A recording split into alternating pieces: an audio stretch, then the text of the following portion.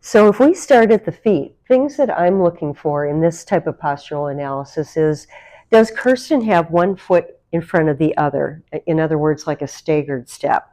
Is one leg really rotated off to the side? For example, is one foot forward, is the other, out to an angle?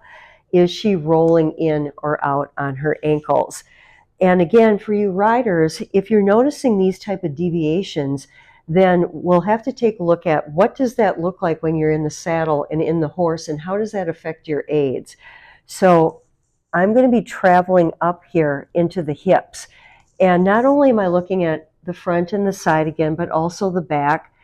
But we had mentioned a little bit before about, is there a tip with the hips? For example, is one hip higher than the other? Do we see a levelness across of this tip of the hip right here? And can I see a plumb line that horizontally across? If I'm seeing a deviation with hip height on one side or the other, that cues me into, I need to start looking at what's going on with the rib cage, but then that's going to translate into what's going on with the arms. So I'm also looking at, besides all the information that we talked about in our previous video, where are Kerstyn's arms falling, or where are our arms falling? For example, do I see one draping across the body while the other stays to the side? Do I see, another example is an elbow hitched up or out to the side while the other remains draped? Even into the wrists and the hands. As Kerstyn is standing here, what I see, for example, one hand rotated forward, or even where do the fingers lie from one side to the other? Do I see where one arm is lower down than the other one is? The other thing I'm really looking for is there a big rotation, say something like that, where the arms are really falling behind one compared to the other? So when it comes to the limbs, what we want to look at is, are the ankles level? Are the knees level? Are the hips level? So if we have that good basement going on, then we can start paying attention to the limbs up here. Do we see where the elbows are falling in the same place? Are the wrists in alignment across the body? Do we see where the fingers are laying at the same level as well?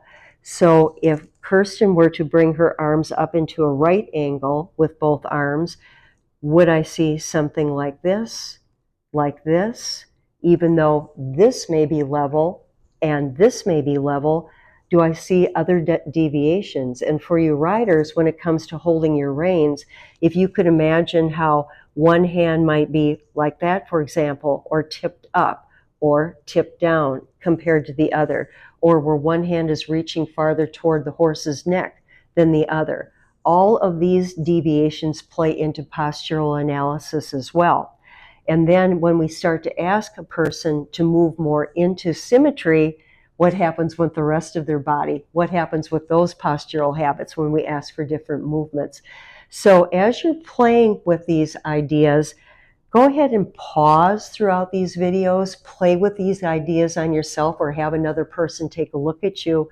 But again, anything that deviates from our symmetry is going to be felt on the horse, it's going to be felt in the saddle, or for you other fitness people with your sports or say your dance, whatever it is that you're involved with, these type of deviations are not as efficient for you. You're not going to be able to move as easily. Basically, you're not going to feel good. And again, for riders, your horse might not feel that good either. So just these little tips and tricks, landmarks to look at, and play with that a little bit here with your friend or with yourself out in the real world or on your horse, and see what these little changes might do for you in your riding or in your other sports and events. Thank you.